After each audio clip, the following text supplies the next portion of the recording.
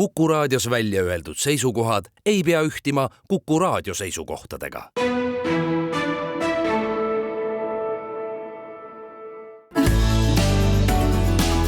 Keskpäevatund.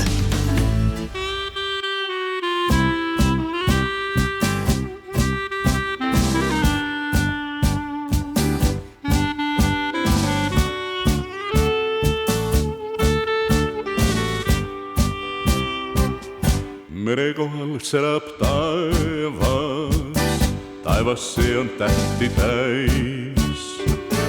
Palju tähti alla langes, palju tähti alles jäi. Ütle meri, mu meri, miks sa siia mind tõid? Ütle meri, mu meri, kas ma lahkuda võin? Merekaldal liivaluited, luited need on jälgi täis. Kes need jäljed sinna jättis, kes neid jälgi mööda käis? Ütle meri, mu meri, miks sa siia mind tõid? Ütle meri, mu meri, kas ma lahkuda võin? Merel puhumas on tuuled, tuuled need on trotsi täis. Kas mind suudlesid su huuled või ehk tuul neist üle käis? Ütle meri, mu meri, miks sa siia mind tõid? Ütle meri, mu meri, kas ma lahkuda võin? Merevetel sõitvad laevad, palju laevu merre jäi. Mere kohal selab taevas, taevas see on tähti täis. Ütle meri, mu meri, miks sa siia mind tõid? Ütle meri, mu meri, kas ma lahkuda võin?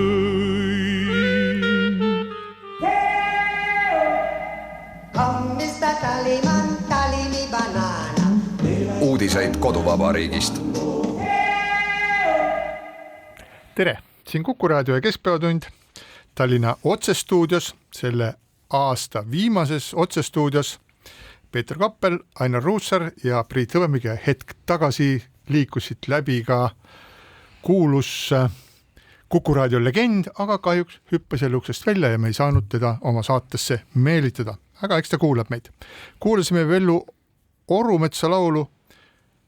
Tema laulis, aga Albert Uustulnd oli kirjutanud Meri, mu meri, ja meri on see, mis on kõigil inimestel, ilmselt Eesti inimestel praegu keelel ja meelel, sellepärast et kolmapäeval pärast keskpäeva katkes Eestit ja Soomet ühendava elektrikaabli Estlink 2 vool.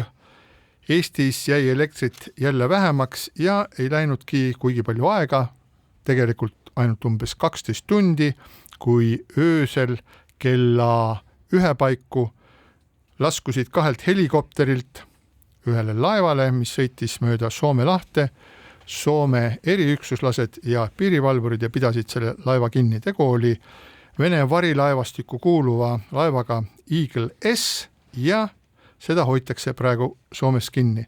Nüüd võib-olla mõni mõtleb, et kui neid kaableid ja ka gaasiühendust Eesti vahel on katkenud varemgi, et mispärast siis nüüd korraga nii kiiresti suudeti reageerida, siis selle taustaks on tõsiasi, et soomlased said väga hästi aru, et laeval oli veel pool tundi liikuda ja seejärel tõenäoliselt oleks katkenud ka Estlink 1 ja seejärel Eestit ja Soomet ühendav gaasitoru Baltic Connector. Ehk üks ainus laev oleks tõmmanud läbi kõik olulisemad elektri- ja gaasiühendused Eesti ja Soome vahel, aga see-eest jõudis ta veel purustada umbes 4 erinevat sidekaablit ja sellises olukorras me nüüd praegu oleme. Nojah, parem hilja kui mitte kunagi, tegelikult ikkagi natuke pika vinnaga on olnud need reaktsioonid, sellepärast et neid kaableid on ju lõhutud aastaid ja teada on ka mõned lõhkujad Hiina laevad, eks ole, kes ankruid mööda merepõhja lohistavad, aga nüüd on tõesti soomlased näidanud väga jõulist sekkumist ja meie naaberriikide juhid on kõik suhelnud ka NATO juhiga ja NATO lubab suurendada oma sõjalist kohalolekut Läänemeres, nii et tegelikult see on üks võimas vastusamm, aga tegelikult millele mina hakkasin mõtlema oli see, et aastakümneid tagasi, kui Eesti oli alles noor riik, siis ju räägiti sellest, et kas peaks olema Eesti piir vastu Soome piiri, ehk siis tegelikult see 12 meremiiline ala ulatunuks, kui ei oleks vastupidiseid kokkuleppeid vastu Soome piiri. Praegu on seal 6 meremiiline neutraalsete vete ala. Ehk siis tegelikult ma ei tea, võib-olla peaks uuesti tõstatama selle küsimuse, et kas peab seal olema neutraalvete ala, sellepärast et kui on territoriaalvesi, siis selle kohal on ka territoriaalõhk, mis eeldab vähemalt õhusõidukitelt seda, et keegi lenda välja lülitatud transponderitega või nii edasi ja kõiki laevu saab kontrollida, et võib-olla peaks selle teema uuesti püstitama. No julgeoleku teema ja see, et kui palju ja kas meil on elektrit nii-öelda laiemalt on erakordselt oluline, aga majanduslikus kontekstis on energia hind sisuliselt ikkagi üks olulisemaid sisendeid, mis üldse olla saab, kui mitte kõige olulisem. Võib-olla kuskil seal teisel-kolmandal kohal kõige olulisem on krediidiressurss ja siis tuleb tööjõud ja siis energia. Energia ja tööjõudu loomulikult on võimalik omavahel ka nende kohtade kontekstis ära vahetada. Aga kui me mõtleme Eesti majandusele ja Eesti majandusele praegu selle olukorrale, siis tõepoolest selline tegevus teeb haiget. See teeb haiget sellepärast, et see muudab energia hinna potentsiaalselt meie jaoks jällegi kallimaks. Ja kui me nüüd vaatame kogu aeg neid kaarte, mis näitab, et milline on energia hind meil ja milline on see näiteks meie peamiste ekspordipartnerite juures ja kui me kogu aeg näeme, et energia hind on meil kallim, siis see tegelikult närib päris korralikult meie konkurentsivõime kallal. Paraku küll jah, et Eestis on olnud neid teateid juba ja Eesti Energia esindajad on öelnud seda, et Estlinki purunemine või purustamine toob kaasa elektri hinna kallinemise umbes 10%. Nüüd lugesin siis hommikul Ilmar Raagi põhjalikku analüüsi kogu selle olukorra kohta ja nüüd ma saan aru, et selline üldine konsensus on hetkel selline välja kujunenud, et see laev, mis purustas siis elektrikaabli, et see kuulub Vene varilaevastikku, et see on üks igavene vana auklik pann, mis on registreeritud tonti jääb kuhu, mille omanikud just nagu on kuskil mingisugust Cooki saartel ja firma registreeritud Dubai luksushotelli, tegelikult oli teada, kellele see kuulub, seal peal on 35 000 tonni siis tavalist bensiini, mis sisaldab pliid ja selle üks eesmärk oligi siis purustada neid elektrikaableid ehk jätkata siis seda sama trollimist, mida viimase aasta jooksul, see on 3. kord siis viimase aasta jooksul, mis nende kommunikatsioonidega Eesti ja Soome vahel on tehtud, ehk me mäletame, olid siis New Polar Bear, mis viis ühe ühenduse ja seejärel oli Inpeng 3, mis viis teised ühendused ja nüüd oli siis 3. katse, et ka riigijuhid, Soome ja Eesti riigijuhid on öelnud, et need 3, see, et taoline asi juhtub 3 korda ühe aasta jooksul, et see ei ole mingisugune juhus, et see näitab nagu teadlikku saboteerimist, seda, mida siis Ilmar Raak ütles, oli selgelt, et sellised tegevuse eesmärk on ühelt poolt kahtlemata vaadata, et kuidas siis rannikuriigid reageerivad, kuidas reageerib NATO, aga üks olulisi asju on siis see, et lükata üles energia hinda ja tekitada nii-öelda inimeste pahameelt ja sellist protesti valitsuse vastu ja kui ma nüüd seda seda lugesin, siis ma sain aru, et Eesti Energia esindaja, keda ma nimepidi ei hakka nimetama, tegi täpselt seda sama, mida Kremli siis playbook ette nägi, ehk vaevalt 2 ööpäeva pärast seda, kui elektriühendus muutus väiksemaks, ehk Estlink katkestati, teatas ta rõõmsalt, et see tegevus tõstab energia hinda Eestis umbes 10% võrra ja siis teatas ta midagi taolist, mis mind pani tõeliselt nagu hämmastuma, ütles, et me muudame hindu ja me muudame ka fikseeritud pakettide hindu ja ma tahaks Eesti Energialt küsida, et mis F-tähega sõna siia vahele tähendab see, me muudame fikseeritud paketi hindu. Kas fikseeritud paketi hind ei ole mitte, mõte ei ole mitte selles, et see on fikseeritud ja seda ei saa muuta või lihtsalt saan ma maailma asjadest täiesti valesti aru? No taust on ka see ju tegelikult, et veebruarist natuke rohkem kui 6 aja pärast Balti riigid ühendavad ennast lõplikult lahti Venemaa energiasüsteemist ja see kindlasti on Venemaale võib-olla mitte niivõrd majanduslik, kuivõrd poliitiline argument, aga sinu poolt viidatud avaldusi on ju teisigi.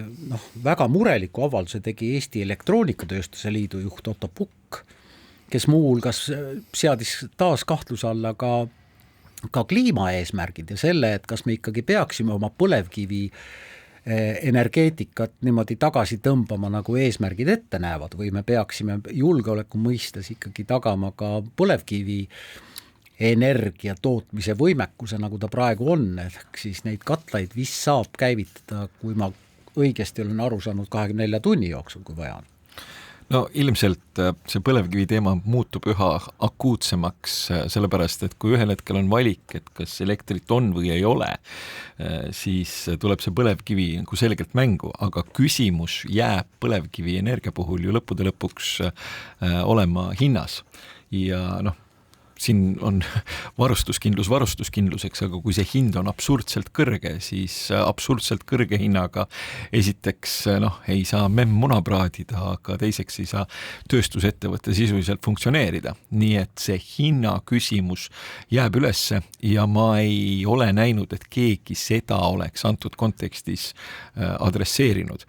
On erinevaid seisukohti, on sotsiaalmeedias ja nii-öelda pärismeedias, nagu just Otto Pukki mainitud sai, aga see hinna küsimus on jäänud veidikene tahaplaanile, aga samas on see erakordselt oluline küsimus ja tõepoolest antud kontekstis tekib selline väikene mõte, et kas tõepoolest sellises olukorras, kus meid hübriidselt rünnatakse või mõni võib öelda, et me oleme hübriidselt sõjas, et kas siis tõesti on rohelisus nagu maailma kõige tähtsam asi.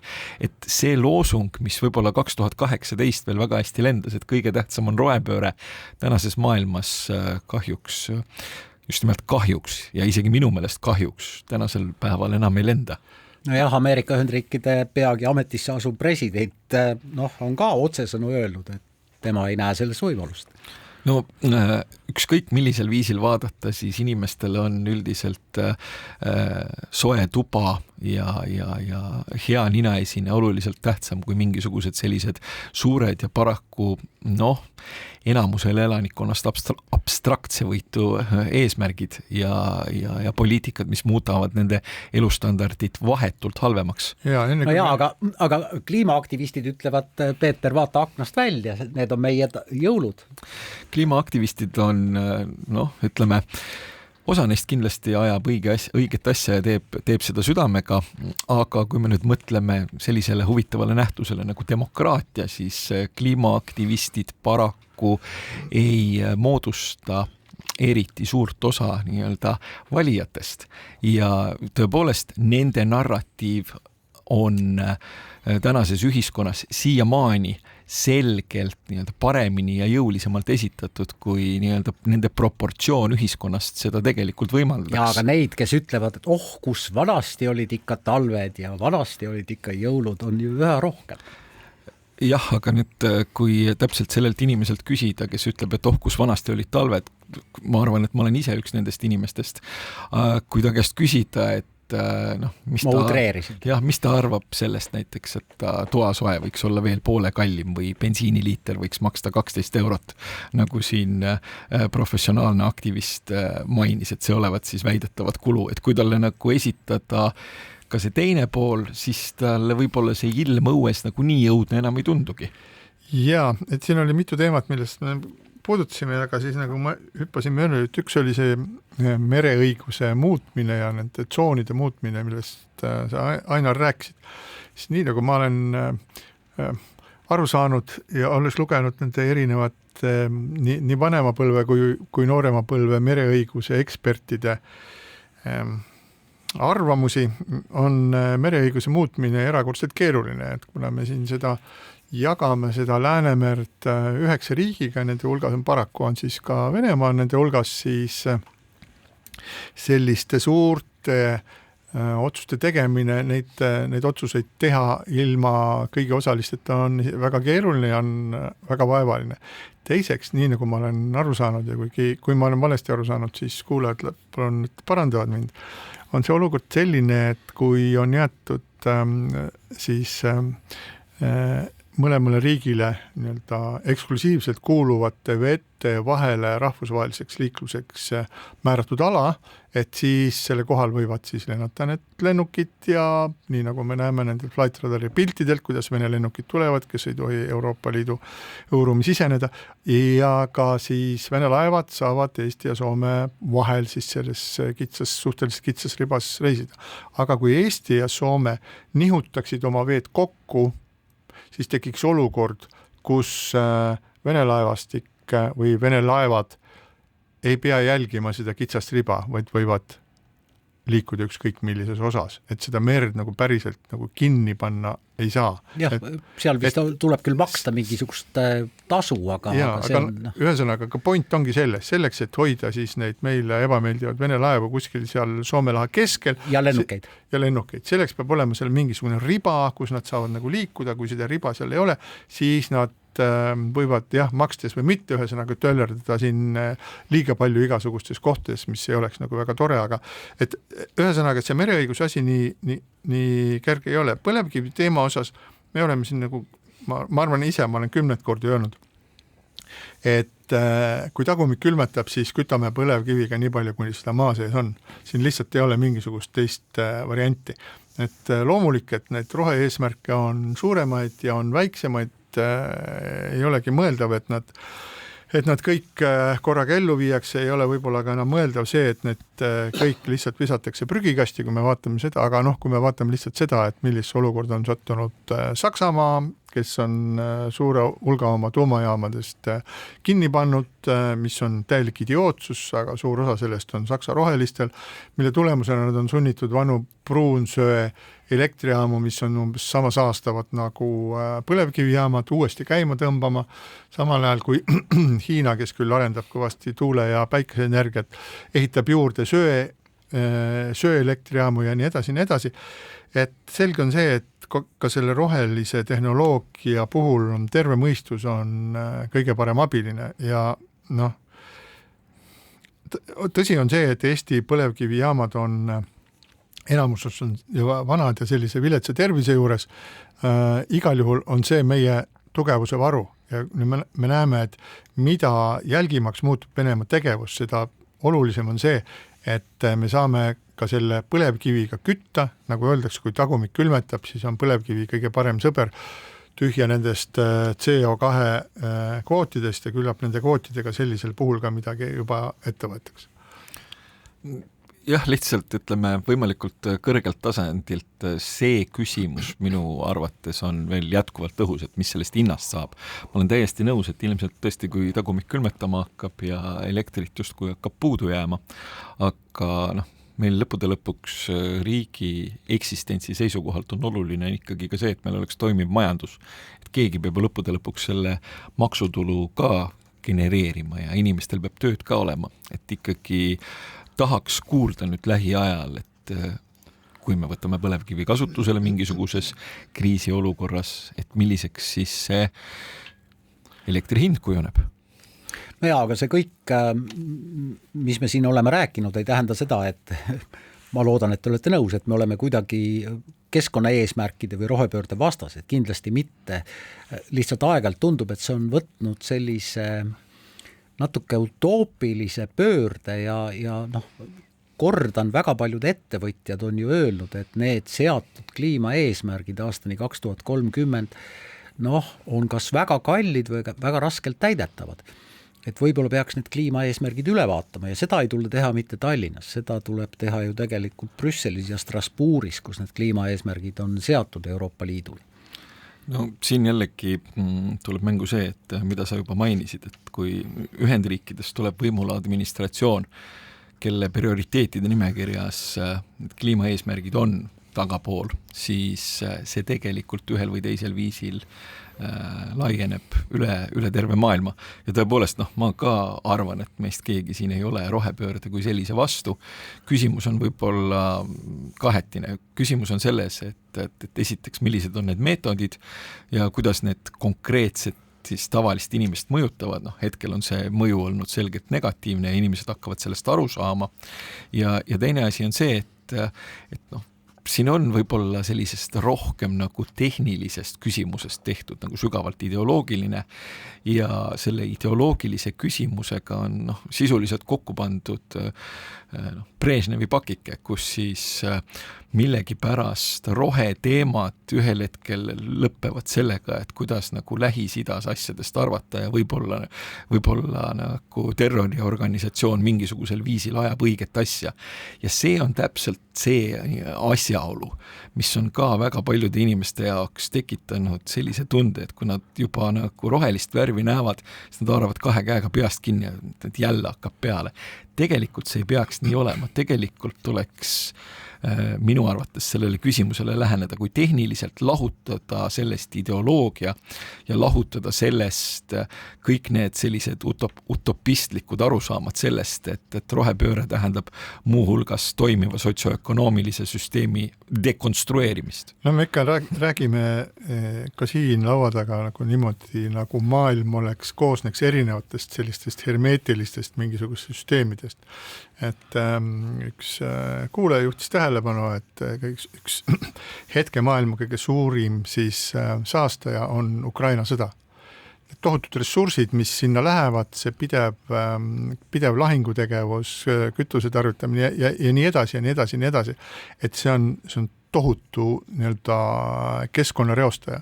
Et tavaliselt nendes ja isegi kui seda ei oleks, siis tavaliselt ju kõikvõimalikes nendes aruannetes, kes kui palju, milline riik kui palju saastab, et nendes ei ole sisse arvestatud siis nende riikide kaitsevägede ja militaariga seotud tegevust, mis samas on uskumatud saastajad. Et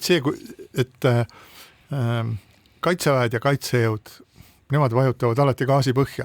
Ma mäletan, kunagi olid Tallinnas, olid siin, mitte Tallinnas, vaid Tallinna lähedal olid siis need järjekordsed meremiinide siis deaktiveerimise sellised üritused ja siin olid siis Prantsuse eksperdid olid sees.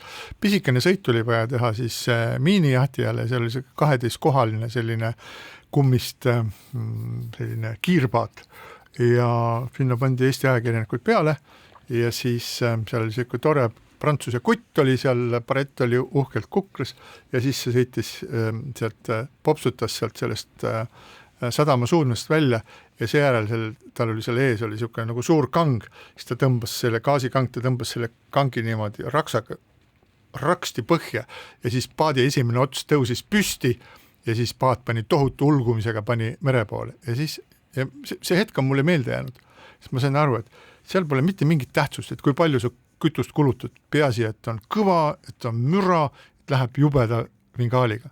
Et selles mõttes, et kogu see statistika, mida me vaatame üle maailma, et see on auklik.